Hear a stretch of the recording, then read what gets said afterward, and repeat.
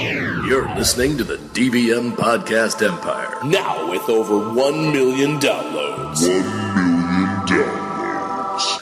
Find us online at DVMPE.com. 100% free. 1,000,000% fan. And now, push the button. Is it possible that we have permitted ideology, political and economic philosophies, and governmental policies to keep us from considering the very real, everyday problems of our people? So what if my feelings are hurt? Does that give me the right to prevent others from expressing their opinions? Wait a second, Doc. Are you telling me this sucker is nuclear? Hey, can you push the button? Do not touch that button. Hey, can you push the button? Do not touch that button. Hey, can you push the button? Do not touch that button. Mr. Anderson. Don't push it. Hello and welcome everyone to the first inaugural episode of Push the Button, the new podcast on the DVM Podcast Empire that is going to discuss the hot button issues of today, yesterday, and the future. Maybe, if we get there. I am your host, David Vox Mullen. And I am your other host, Mr. Anderson. Yes. Wait a second. I wasn't done. Anderson. Okay. Now we're good. I did that just for you. Just for you. Thank you. Yes, for those of you who were not aware, I know I'm extremely famous and you all came to listen to me, but additionally to the show we have, let's see here, former WWE superstar, current TNA megastar, Mr. Anderson. This is a new adventure that you and I are delving into together. Before we go any further, why don't we talk a little bit about how you and I met and how this whole thing came to be. You go for it. Tell the audience why we're doing this. Well, basically, this is something I've been kicking around in my brain for quite a while. I mean, there are obviously a bunch of different wrestling podcasts, a lot of wrestlers out there that sort of paved the way for the podcasting world. Mm-hmm. As far as wrestling is concerned, you know, Colt Cabana, Steve Austin, Shane Helms, Chris Jericho, JR. I love those podcasts, but I wanted to do something a little different. You know, I wanted to talk about these hot button issues that, you know, as we spoke, you're not allowed to talk about these things: sex, religion, and politics. Right. 3 things that you're always told to stay away from at the dinner table. The social faux pas. Exactly. And so I had been kicking around this idea for a while and happened to be at C2E2 comic book convention in Chicago. Yep. Walking across the floor, just kind of checking things out, and I happened to look up and see your banner and see you sitting there. And as I was approaching you, you sort of, the way I recall it, you looked up at me. We sort of caught eyes at the same time. You know, you said something to me like, "Hey, I'm a big fan." And I said, "Actually, that's fantastic. I sort of want to talk to you about something." That was hilarious because I thought you were coming over just because you recognized that I recognized you. So I thought I big kick out of that. It was great. And you know, when we sort of talked about this idea, and you know, I explained where I was coming from, and you explained that you had a differing opinion about certain things, and in which I appreciate and I like. And so, you know, that's sort of where I remember, or how I remember everything going down. Yeah, I mean that's pretty much exactly it. I was there promoting the DVM Podcast Empire, and what's cool about these Comic-Cons and conventions that we do, we get to meet varying different types of people, and we've actually acquired a lot of talent through these conventions, and never in a million years was I expecting you, of all people, to hit me up and say, "Hey, I'm thinking about doing a podcast." And I was like, "Really?" About religion too, you know? Well, that was the kick, because at first you were like, "I'm thinking about doing a podcast," and I'll be honest and say that at first I'm thinking, you know, oh wow, you know, here's another pro wrestler who wants to do a podcast to talk about the good old days, and I was like, okay, so you want to do a podcast? Cool, tell me about it. And the first thing out of your mouth is, I don't want to talk about wrestling. And immediately my heart started pounding, and I was like, yes, that's perfect. What do you want to talk about? I didn't care if you wanted to talk about gardening. Just what do you want to talk about? And you said, I want to talk about the things you're not supposed to. And then I was just like, I'm on board. You don't even have to pitch anymore. I'm sold. Let's do it. And, then you talked about your background, and I shared my background, and I was like, wow, this could be really good. And then just the few minutes we spent talking to each other, I realized, man, we should have just recorded that. So yeah, absolutely. So it was just instant. It just worked. It's, some things, you're a producer, I'm a producer. You come up with an idea and it just works. And so this is why we're here, folks. We decided we would do this. And I'm sorry. No, go ahead. Well, for me, this was born out of, as far as the religion aspect goes, and I think we've decided that for at least the first few episodes, I think we're going to focus on religion. Mm-hmm. It's something that has fascinated me for the last few years. It's something that has touched my life for the last few years, and it was born out of a sort of a frustration that, I guess I need to get it out of the way that I'm a non-believer. Yeah, let's just break it down. Let's talk about our backgrounds. That's why we're here. Why are we here? Who are we? Why do we think what we think? Where are we coming from? So you go first. Well, so I am a non-believer, and I'm a skeptic by nature, and I'm skeptical about a lot of things, not just religion. Right. This idea was sort of born out of a frustration that I had with every time that I would try to have dialogue with Christians. I'm constantly approached by Christians who sort of, I don't want to say that they're all this way, but I get the sense that a lot of times they sort of pity. There's this feeling of pity. Mm-hmm. To me, poor Ken, he doesn't have this thing in his life, this very important thing, and I'd have people constantly, sort of proselytizing to me, saying, this is something that you need. This is very important in my life. It's the most important thing in my life. And I sort of didn't get it. And so I decided, okay, I've got this many people. I have all these people approaching me about this subject. I need to look into it more. Mm-hmm. And so I did. I decided, all right, I'm going to read the Bible. And I'm going to read the good book.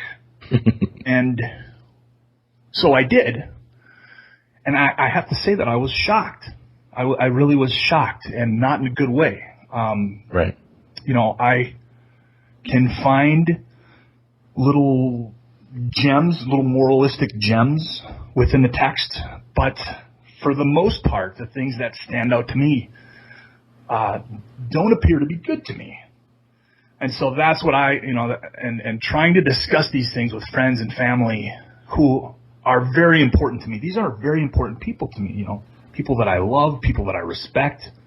These are intelligent people. These aren't, I'm never saying that these people are stupid or ignorant. Right.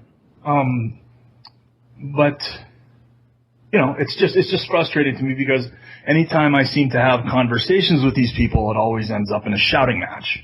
Sure. And I think that we can have, differences of opinion, and let's talk about it. Let's figure it out.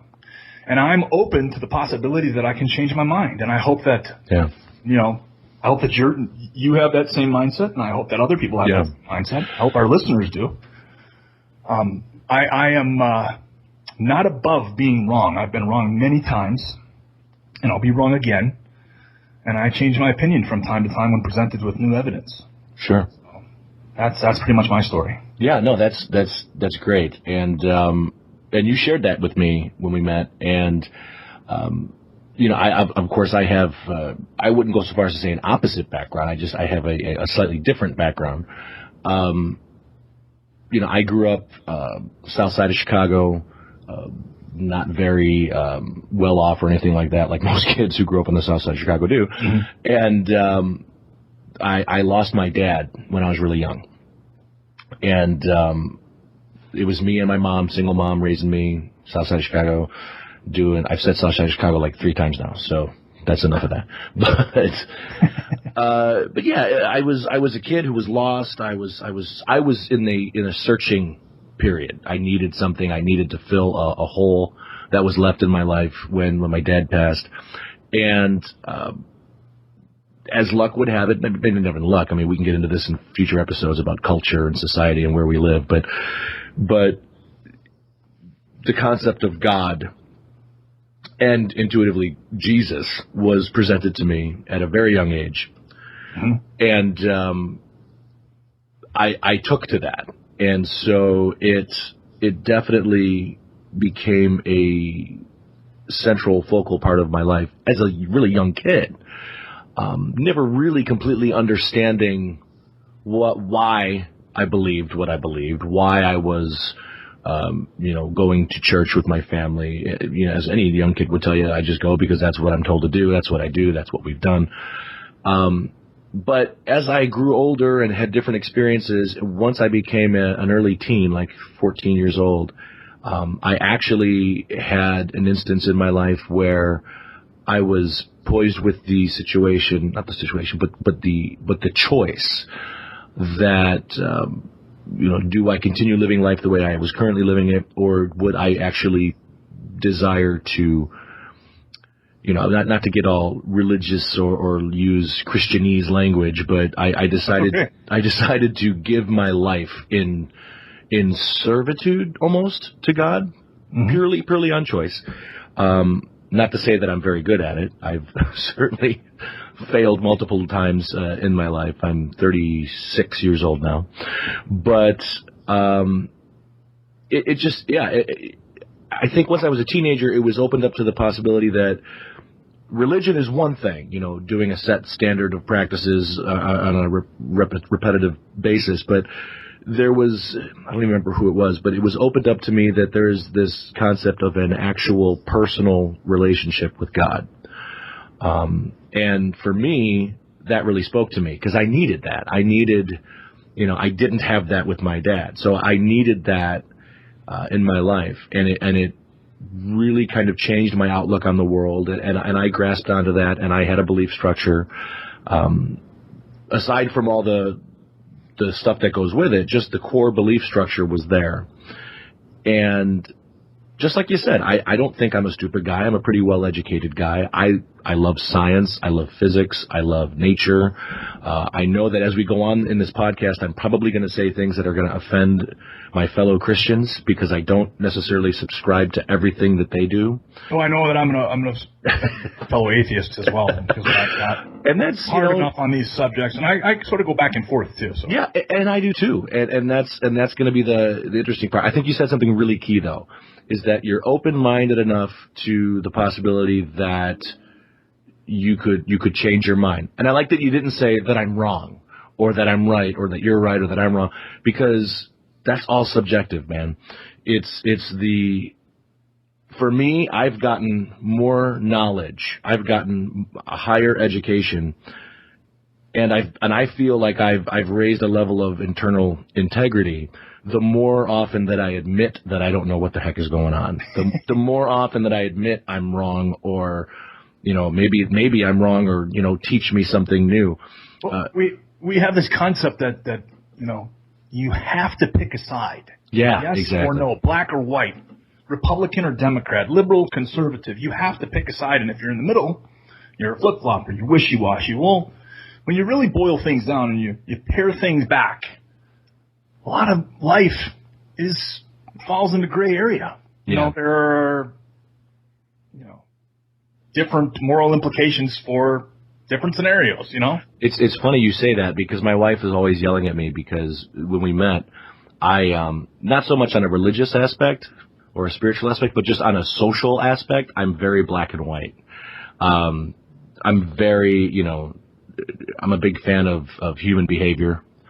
I love studying social commentary, and I kind of have this predisposition of, this is the way things are, this is the way society runs, and, she's constantly yelling at me going, no, you gotta have some gray here, because you can't be right or wrong, or it can't be this or that.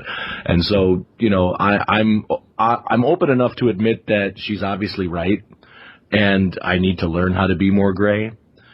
But it's funny that you say that, because a lot of times it's this or that, or, this guy's, thinking this way. And in reality, when it really boils down to it, atheist, faith, regardless, nobody can really say what's in another person's mind or heart.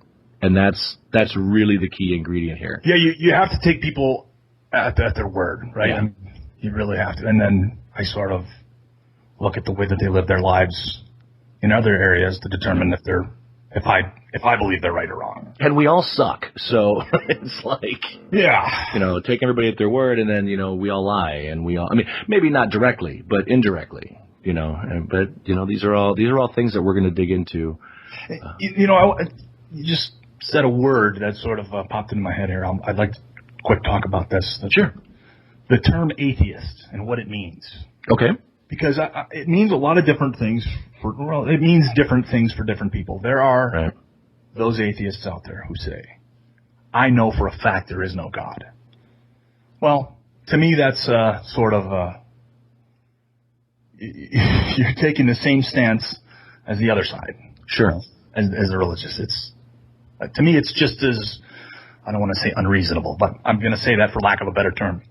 Unreasonable to assume, you're having faith in the idea that there is no God.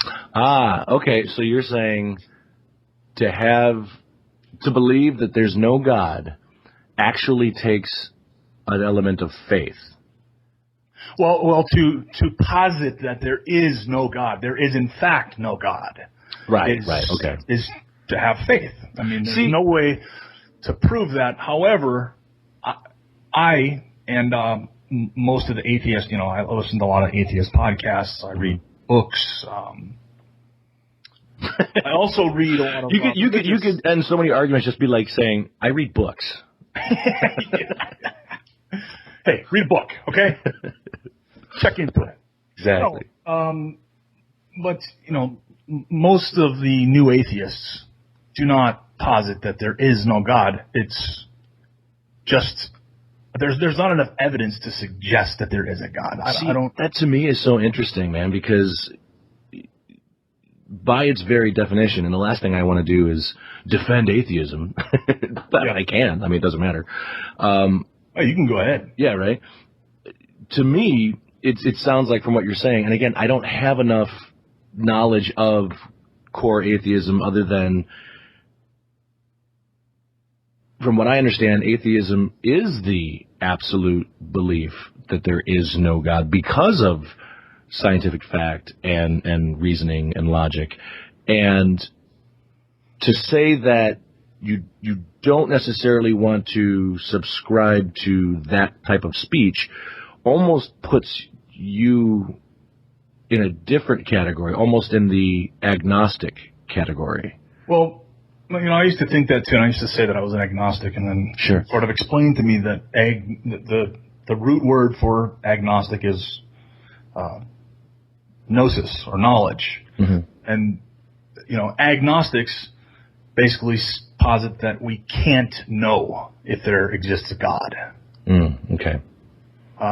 Theism, atheism is just without theism. So it's a belief is active. You either believe something or you don't. And I haven't been convinced yet, so I say I'm without theism. Sure. Understand? Yeah. Yeah, no, that's great. And fans of that show, Battlestar Galactica, would love that conversation. I have no idea what you're talking about. That's just for our geek audience out there. Okay, so yeah, I like that. That's interesting point. And again, like I said, we need to make this very clear for future episodes for all our listeners.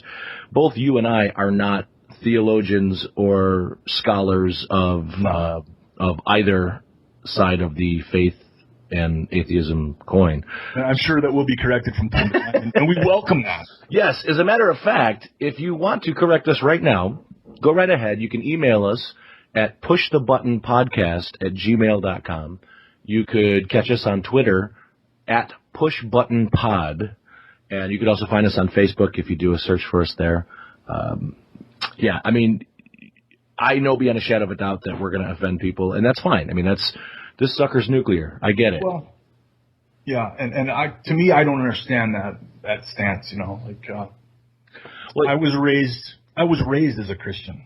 Sure. I attended Sunday school, and I was always told that Christians are kind-hearted and that we care for other people. And it seems to me that, I don't want to say all Christians, but there are a lot of Christians out there who really take offense to the idea that you would question their God or their belief structure or how they came to have those beliefs in the first place. And well, my hope as we continue on with this show and this relationship, that at least me, the way I am, I hope will show you that hopefully isn't the case across the board. I think just as much as you would want me not to generalize all atheists by your actions, I think it's unwise to generalize any one type of group of theists, if you would, based on the actions of any one particular person or even a large number of them. Only because, going back to that core thing we talked about, is no one really can say what's inside someone's heart or their mind. And, like you and I have joked about off the show, sometimes the people of Christianity have, the ones with the most ridiculous views seem to have the loudest voice.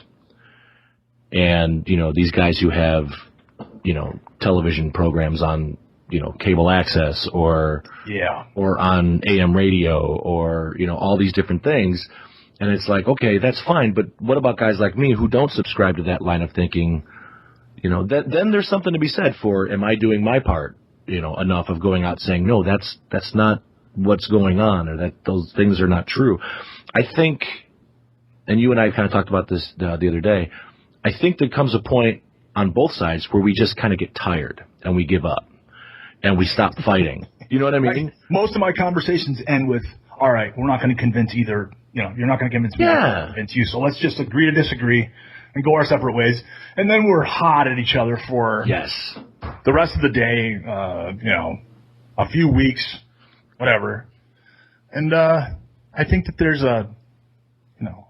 we can have a nice discussion, talk about these things, talk about faith, talk about atheism. Yeah. Talk about religion. Talk about, some of the things we're going to get into: homosexuality, gay marriage, things like that. Which will be. Yeah. No, absolutely. And if I could say anything, I would say that I like knowing that I personally have been able to enter into dialogue with people of opposing spiritual beliefs, with people with opposing political beliefs, with people with opposing sexual beliefs, and so on and so forth. And I'm fairly certain, I can't remember the last time I got into a conversation with somebody where it ended poorly. And that says a lot. I hope, I'm trying not to be prideful here, but I want to say I want to pride myself on, you know what I mean? I wish I could say the same. No, but I can understand why it gets that way. To me, I'm of the mindset, and this is, I'll say this on defense of people of faith. To me, if you're in a conversation with somebody who gets that offended, for me, it implies that they somehow are working on the mindset that maybe what they believe in isn't strong enough to defend against that. Yeah, and do you know what I mean? Agree. I absolutely agree, and I think that any belief that we have, we should, from time to time, sit back, look at that belief that we have, and figure out exactly why it is that we believe that, and where that belief comes from, and if we're actually right, or if we need to change our mind about it. And yeah, absolutely. Like I said, I've changed my mind on political issues, obviously matters of faith, on even atheism. There are those atheists out there that are, that want to go out and preach atheism. Yeah. Or at least, I don't want to say preach atheism. Well, in essence, that's challenge people's beliefs. Yeah, I mean, in essence, that's what they're doing. If they're saying to an active group of people, if you don't have this knowledge, then you need to have this knowledge. Here, let us educate you. Right. Well, but the thing is that atheism is not a belief structure. It's not a system of beliefs. It's just an answer to a question: do you believe in God or not? Right. No, I don't. And that sort of informs your other decisions, I guess.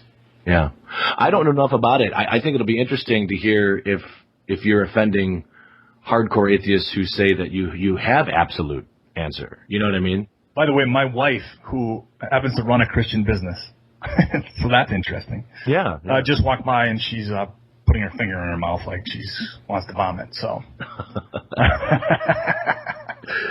So those are the actions that you're talking about, right? Those are the actions I'm talking about. Yeah.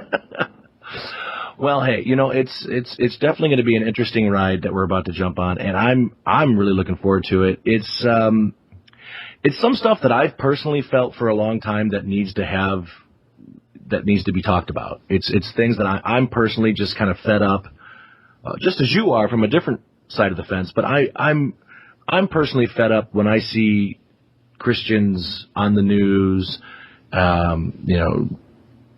Let's just start getting offensive. Let's name drop. Let's say when I see Reverend Al Sharpton or Reverend Jesse Jackson. First of all, I'm not quite sure what church these gentlemen are the reverends of, but these guys, they work under the guise of faith, yet so many times their actions, and I'm not blaming them, but so many times their actions seem to be in direct conflict with spreading love. Do you know what I mean? Absolutely, absolutely. And so, not to say if I'm for or against these guys, we'll get into all that stuff in future episodes, but I get fed up when I see that sort of behavior. And then when I see, people, Well, how about this? I've got a little transcript here of a conversation had between George Bush and, somebody that was interviewing him. And we talking about senior or junior? Junior. All right. Go ahead. George Bush says, I guess I'm pretty weak in the atheist community. Faith in God is important to me. And Sherman says, surely you recognize the equal citizenship and patriotism of Americans who are atheists? No, I don't know that atheists should be considered as citizens, nor should they be considered patriots. This is one nation under God. That kind of stuff really gets under my skin. When you have John McCain saying that this nation was founded as a Christian nation, that you could say that this is a Christian nation. This is a nation made up of all differing faiths. Yeah. Non-faiths. Well, and I'll definitely agree and say that, hearing George Bush say that drives me nuts too. And it's like, oh, why would you do that? Saying that this country was founded as a Christian nation, I think if we go historically, I would say, not to so much defend it, but say it's almost the opposite. This nation was founded because we wanted religious freedoms. We didn't want to be told how to worship God. Yes. And that's what many of our founding fathers were deists or atheists. A very interesting thing, and of course, all of my constitutional listeners are going to yell at me because I can't remember exactly which two gentlemen this conversation was between. I believe it was John Adams and maybe Thomas Jefferson or Andrew Jackson or whatever. But when they were discussing the separation of church and state, both men were on either side of the position, and they were both for that concept. Both men were for the separation of church and state because one guy didn't want the church having any say in how the land would be governed, and the other guy didn't want the government having any say in how the church operated. And they're both right, I think. Mm-hmm.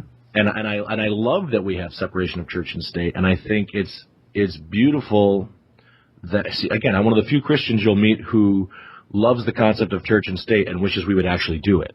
Yeah, and I think, and we had talked about this, before we went live, that there was this explosion of faith into our government in the 80s. Yeah. And 90s. And, they say that Bill Clinton was actually the most religious or used religious terms more than any other president in history. Hey, that guy got real well. That guy's real good. Played a mean saxophone. Didn't inhale. Right. I did something else with it. Anyway, since we were talking about the Founding Fathers, I also just want to throw this out there. This is something that Thomas Jefferson said. He said, question with boldness even the existence of a God, because if there be one, he must more approve of the homage of reason than that of blindfolded fear. That is exactly the position that I was taking when you and I were discussing off air yesterday, when you had your notebook. I think you should talk about that. I think you should talk about the notebook that you filled up. That's exactly how I feel, that you should ask questions. You know what I mean? Absolutely. And I've met a few theologians, Christians, who actually agree with that, you being one of them. But for the most part, I'm told that you're just supposed to have faith. Faith. Faith is the most important thing. Number one, faith. Just have faith. And let's before we get to the notebook, let's sort of talk about that for a minute. Because to me, faith is, when I sit back and I look at it, what is faith? Well, faith, by definition, is believing in things without evidence. Right? Okay. There is no necessarily, you cannot prove to anybody that which you believe, but you believe it anyway. Is that a fair? I have literally heard that definition. I don't know if people who have, that's the hard part about just the English language. If that's the actual definition of faith, then maybe what people who believe in a deity maybe shouldn't use the word faith then. Because there are people much like myself who don't subscribe that there isn't evidence.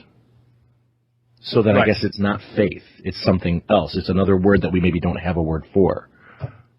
At which point I would say, well, can you show that to me? Right. Exactly. Well, I've never gotten a believer to be able to present me with any evidence. Right. It's always personal. Well, I think it's perspective too. I think it's, you and I can go into a room, shut the lights off, and not be able to see anything, and have a noise happen, and you and I could think it's completely different objects that are making that noise. Do you know what I mean? I think a lot of it is going to be perspective. Mm-hmm. I've heard, not arguments, but I've heard Christians use this as an example of saying that there's evidence, is that it's not so much that you see the direct physicality of God or whatever, but you see the effects of God. Much like you can't see the wind, but you can see the effects that the wind have on the trees and the grass and everything. Like, you can see the effects of what the wind does as it moves. Do you know what I mean? Sure. That's a good amount. So I think a lot of that is like, and again, in the Old Testament, supposedly, and I wasn't there, but supposedly there were times when God literally appeared, and audibly spoke, if we subscribe to what happened in the Old Testament. Right, which is, again, a topic. Yeah, exactly. But we know that that's not physically transpiring today on camera or on radio, or you know what I mean? Like, God's not coming down and saying, "Hello, everyone from Earth. I am God, and we're going to have a conversation." Right, which to me is curious, being that we live in the age of, everybody's got a camera on. There are recording devices everywhere, but God is, gone silent. Well, and there are those who say that when he sent Christ, that was his final word.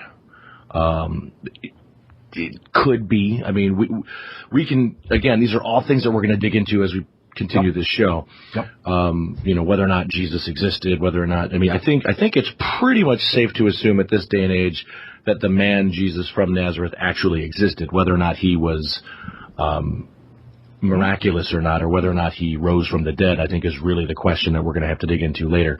I think that's a great topic, and that's a great, area of discussion, because there are those out there, and there are compelling arguments that I've heard for, the idea that Jesus was an invented sort of mythological character. Right. We can talk about that later. Yeah, we'll definitely dig into that. And then we can offend even more Christians about the concept that maybe he actually married Mary Magdalene.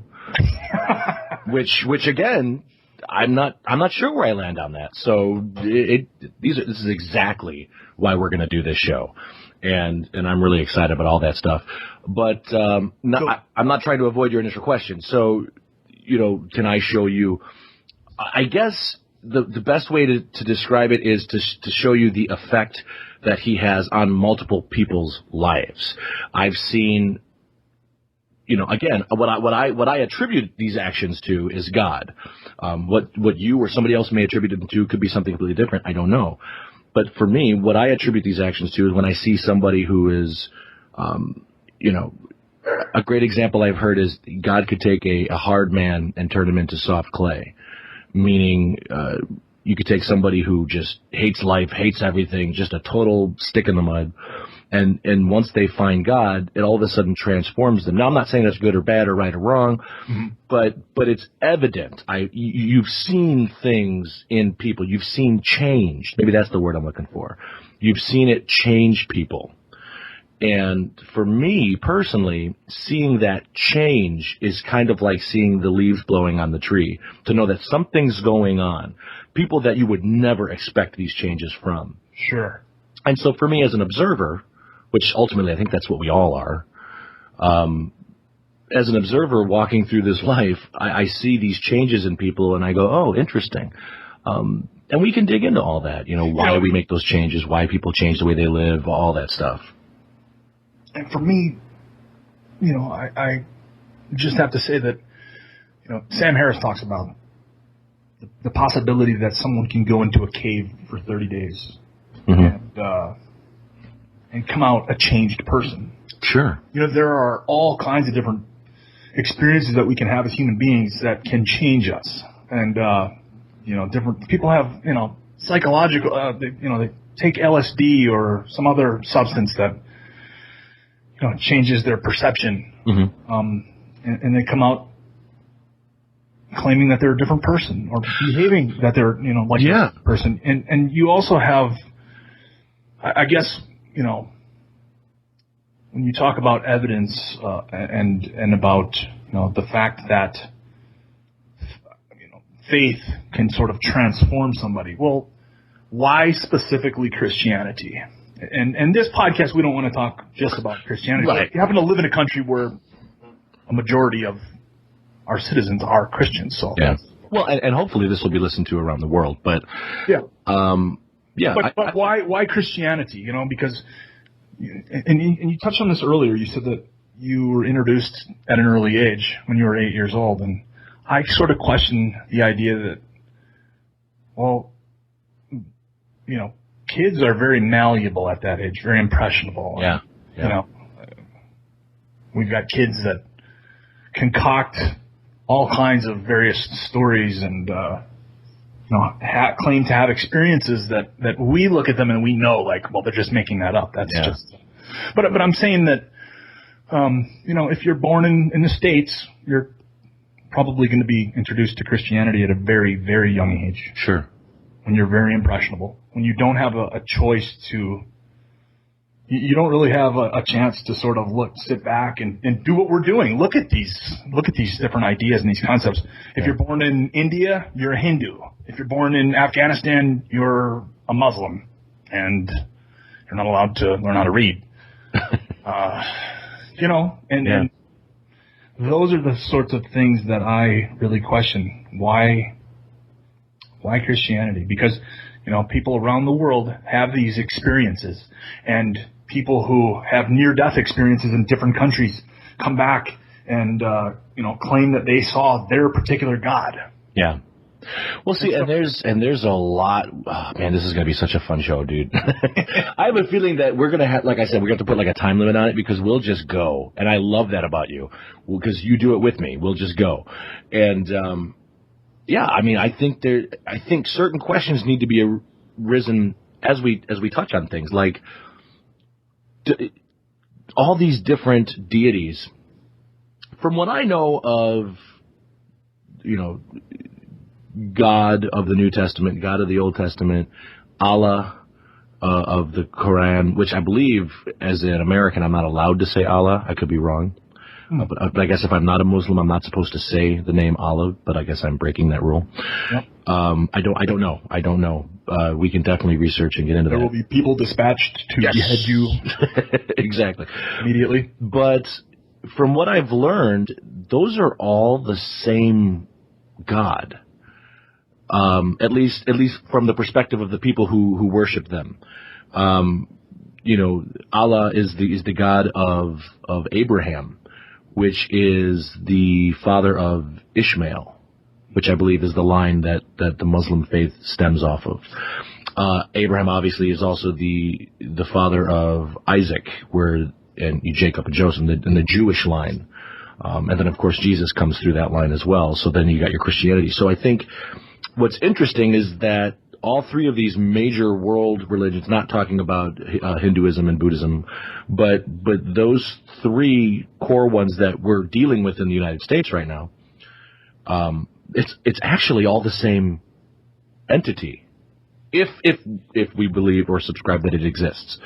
To me, I find that really interesting. That why when Christians and Jews and Muslims are debating things, could they at least come to the common goal here, or the common agreement or the common ground, that it's all the same God for them. Well, and a lot of times they don't. And that's, to me, I find interesting. Well, because I think that each one of those books that basically is the only way that we know about those gods. Right. Other than people's personal revelations, which, you know where I stand on that. But they all make incompatible and unique assertions about those gods. You know what I mean? They're very different in their approaches. The God of the Old Testament versus the God that is presented to us in the New Testament. Yeah, it seems almost very different. I mean, and to me, I'm always told that, well, the Old Testament was for a people of a different time, and that happened then, but then God came and said, love, peace, and harmony in the New Testament. And I'd say, like, when you look at the amount of killing that goes on in the Old Testament and raping and pillaging, it seems like a direct conflict. Yeah, absolutely. Well, and if, Adolf Hitler did what he did, if at some point, if he were still alive and he said, hey, I'm a Buddhist now. Yeah.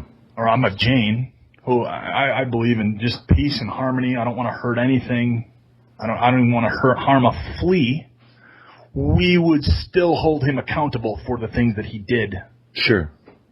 To the Jews, right? Absolutely. Well, yeah, and I think you're touching on some really interesting points, and I would go so far as to say, if you were to, at least the point I was going on with the whole God thing, and then we'll jump off, but if you've got 2 children, right? Yep. If somebody were, 15 years from now, were to say to your 2 children, I want you to write a story describing your dad, to each of them, would they be the exact same story, or would they be describing you differently? Do you know what I mean? Sure. And I think that's kind of the core of what we've got with these different religions. They all are in the belief structure that it's the same entity. They have different names for them, but I think their description of the God, the Father, the Lord, whatever perspective they put on the entity, I think would vary, and I think that's where we're getting. And then you've got to put time into that with hundreds of years, thousands of years. I think it's obviously going to quote unquote evolve in a society, And I think we're experiencing a huge shift in spiritual evolution right now. In compared to, like you said, like in the 80s, it was very different than it is even today. I think there's definitely something to that. The God that's portrayed in the Old Testament in contrast to the God that's portrayed in the New Testament. I think that's something that's definitely worth digging into, find out why, or why we believe, or why we think, or why we can hypothesize that is the way it is. Sure. And that's definitely an episode we can do. Absolutely. Well, I'm looking forward to it. I'm looking forward to this new adventure that you have so graciously agreed to start with me. It's hard to find people with different beliefs who can have these conversations without turning it into, a wrestling match, a shouting match, or I just recently had a nuclear meltdown with somebody that some people that I look up to very much, that are very important to me, and as I spoke to you, I oftentimes have a hard time softening my language and softening my tone a little bit. And like I said, I've gone back and forth on this idea that, there are those atheists out there, non-believers, who say we need to go out there and educate people and talk about this and inoculate people against the faith virus and these kinds of terms, and those are things that we'll get into. But I think that type of terminology is just as destructive as Christians who consider others sinners and forget that they too are. And I think it's just as destructive as a radical Muslim who says that we're infidels because we don't subscribe to the same belief structure that they do. I think the word radical probably works across the board. Radical atheism, radical Christianity. I think that works across the board. And to kind of, here's the thing. In the New Testament, one core element of the life of Christ was that there was already a set way of belief structure. That when he came in and said the things he was saying, it blew everybody off the hilter. I mean, everybody was flipping out with what he was saying, good and bad. So I think that has a lot to do with it. And whether you subscribe to him being the deity that I believe he is, or just the prophet, or just the well-educated guy from Nazareth, or whatever, but he definitely brought the idea of thinking differently to a society at the time that had a set way of thinking. And some people took to it, obviously, and some people did not, obviously. And I think if me personally, as a person who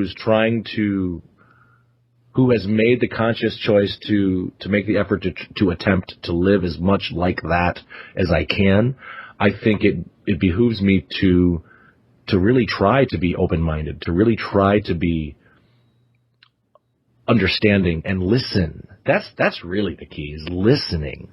So many of us don't listen.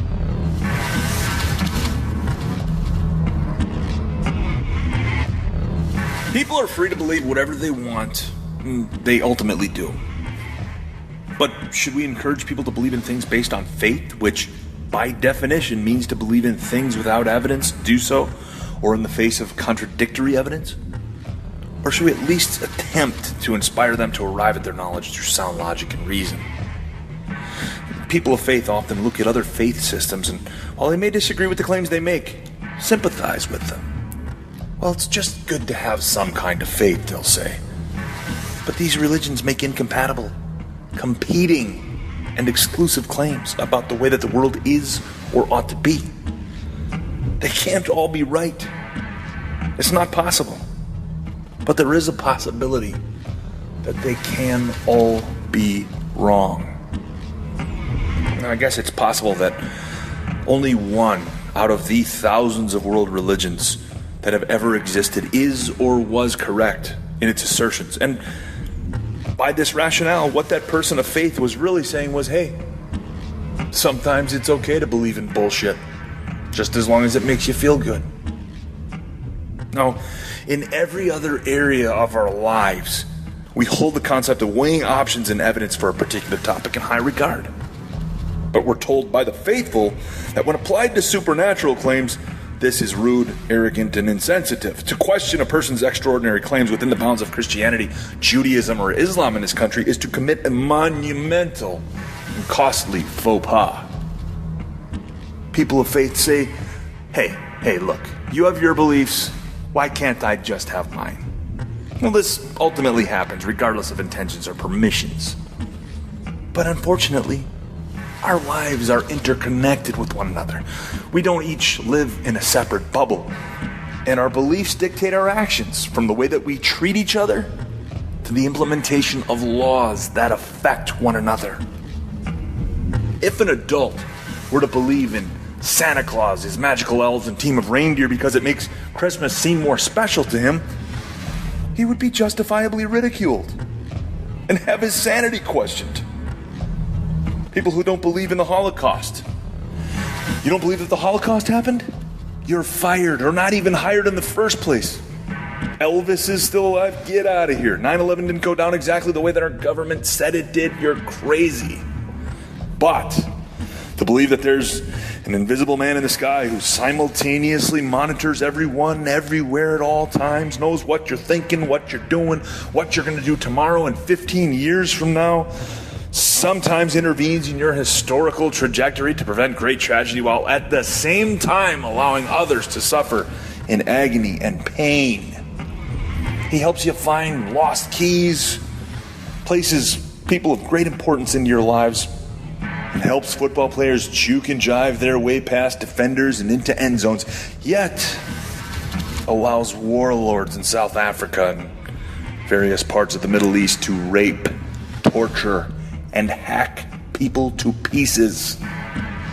Believe in enchanted gardens with talking snakes and magic fruit, wooden cruise ships that housed billions of animals. The idea that a related family of 7 people completely repopulated the earth in less than 6,000 years and gave us all the different races and ethnicities. Hey, if you believe in these things, then you're in luck. Because in our country, your capabilities of logic and reason are given the night and the rest of your life off. Christians have no reservations against scoffing with bold skepticism in the direction of the Scientologists, who believe that the evil intergalactic warlord Xenu once imprisoned aliens within volcanoes here on Earth. Or in the direction of Mormons, who believe that there are different levels of heaven, that God lives on the planet Koloft, somewhere in the universe, location unknown, or that they regularly baptize dead people. Christians fail to realize that they also believe in virgin births, walking, talking, living, breathing dead people who magically walk on water, turn water into wine, and ascend to heaven bodily, location in the universe unknown. And they have no problems with these claims, in spite of a lack of evidence that any of these events have ever occurred, save for an account in a collection of books known as the Bible. Now, we are told that without the profound truth and wisdom contained in this ancient tome, we'd have no morals.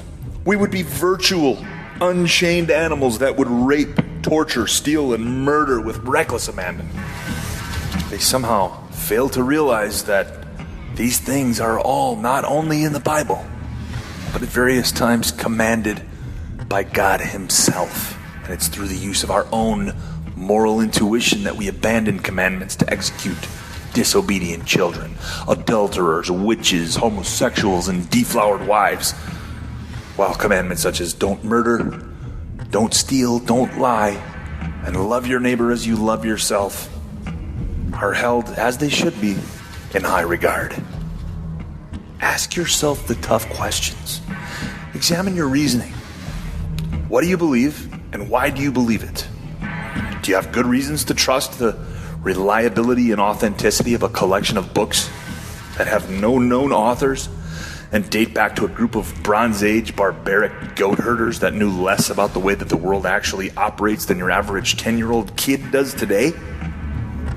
Do you believe the credibility of a people who didn't know that the earth is a spheroid, that it revolved around the sun in a universe that is unimaginably large, that you shouldn't kill everyone who isn't a Jew, that it's wrong to own another human being whom you occasionally beat, or that you should wash your frickin' hands before you eat so you don't die.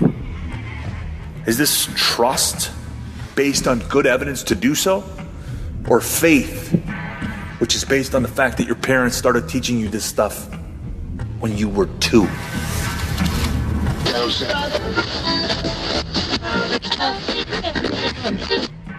What is faith? Webster's dictionary defines the word as a strong belief or a trust in someone or something. That's it. No lofty religious undertones. While secondary definitions do go on to mention God or religion, the core meaning of the word is a seemingly simple concept. Why does it have to be anything more than that? I've heard many who oppose people for having a strong belief or trust in someone or something say that faith is defined as a belief in something without evidence or proof. Well, let's get one thing straight. There's nothing wrong with believing or trusting in anyone or anything. What matters is what we do with that belief or trust, how it affects our decisions and interactions with other people. If I stumbled onto Amazon.com for the very first time, and I'd never heard of it before, I have no proof that it's a decent way to make purchases online. If I choose to order a book or a DVD, and it says that it will ship to my house in 3 days, I have the free will to trust or believe that it will arrive. If I've never ordered anything from Amazon.com before, I have no proof that it will come. I just have to believe. But skeptics look at us and think we're so twisted. And why shouldn't they think that? I mean, look at us. Those of us who do believe, well, we speak in languages that the rest of the world can hardly understand. And then we act in ways that can easily be pointed out as being in direct opposition to the beliefs that we so openly talk about previously. And more often than not, when questioned, so many of us just keep saying things like, well, because God said so, or because I just know. Well, was that good enough for you when you were told that as a child? It certainly wasn't for me. In fact, it pissed me off pretty much 90% of the time. So how can that be what the God we believe in wants us to do? Man's biggest problem since the dawn of time has been man himself. We've screwed it all up on all sides of the debate. Our world's greatest scholars let their own humanity allow them to settle on answers. There was a time when science said clearly that the sun revolved around the earth. We know now that's not the case, but you couldn't tell the people of the day or night otherwise. Did that mean that in that time the earth wasn't revolving around the sun? Of course not. They just didn't have enough information at the time. In fact, some would argue that they were misreading the information that was right in front of them, and that is totally understandable. After all, none of us are perfect, right? Should we hold it against them and say, well, even though you've learned to read the stars differently because you once thought in a way that we've now learned is not true, that makes you a hypocrite? No. We don't do that because science is defined as a knowledge about or a study of the natural world based on facts learned through experiments and observation. It's a never-ending process. But because we as believers, in spite of varying doctrines and denominations, agree on one core thing, that there is something or someone out there that is greater than we understand, we're constantly being labeled as giving up or plugging in the God answer whenever we can't explain something. While I'll agree that that can certainly be the case with many people of faith, usually the ones with TV and radio programs, there's many of us out here who are just as much interested in seeking the truth as the rest of the world. We are all on the same journey. Let's use our imaginations for a moment. Imagine a father who's very creative. One day he presents his 2 children with a big box and says, "In this box is a puzzle I have made. I think it is beautiful and I'm very proud of it. And because I love you, I want to share it with you. I want you to have as much fun putting it together as I did making it for you." So the 2 children begin putting the pieces together. They ask their father questions. What will it be? And the father responds by saying, if I told you everything, it would ruin the fun of putting it together. So piece after piece, the 2 children work together to build this puzzle. And hour after hour, day after day, this puzzle appeared that it was going to be enormous. Puzzle piece after puzzle piece. Eventually, the children started figuring out that previous pieces fit in a certain way. They started to see patterns, and they would start using reason and logic to ascertain where each piece belonged. This went on for months and years. The two children became men, while every day still trying to finish this puzzle. After a while, one of the children would simply revel in how beautiful some of the puzzle already was, while the other would get irritated at his brother for stopping. "Be serious," he'd say. "We have very few pieces left. We have almost solved the whole puzzle, and you're not even trying to work with me anymore." Eventually, the puzzle is almost finished, but there's one piece left. They spend what seems like ages trying to figure out where the final piece belongs, but they both just can't seem to find it. The one brother continues to use new theories to test and reason where and how the last piece should fit. Finally, the other brother, who didn't work as hard, asks his father, "Where does this last piece go?" So the father comes up to the brother who asked for help and points out at the puzzle and gently says, "There is the way to complete the puzzle." Assured, the brother says to the other brother, "Okay, give me the piece. I know where it goes." In complete shock, the other brother says, "How on earth could you know where it goes? You haven't worked as hard as I have. You haven't studied, hypothesized, and tested like I have. There is no way that you could possibly know where this piece goes." And the other says, "I can see where it goes. Father showed me." "Absolutely false," says the brother. "It doesn't fit that way." And the two brothers continue to argue, each one getting angrier and angrier at the other for not believing what the other one said. And all the while, the piece is simply not being put where it belongs. Look, let's all agree on one simple thing. We are all here now. We're all living here, breathing, intelligent, aware beings on this planet, in this solar system, in this universe, however vast it may be. We're all basically stuck here together. And as far as I know, I'm not aware of any new planetary colonization plans. Anytime soon, at least. So instead of arguing and trying to be right all the time, let's try listening to each other for a change. And that goes for everyone.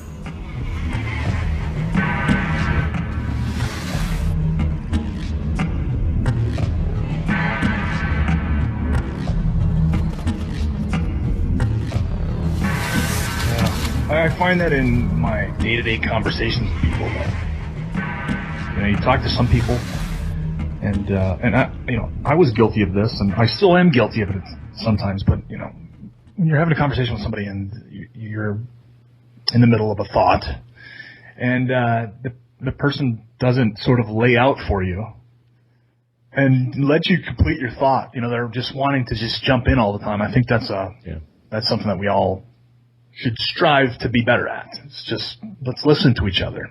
Yeah, I agree 100%.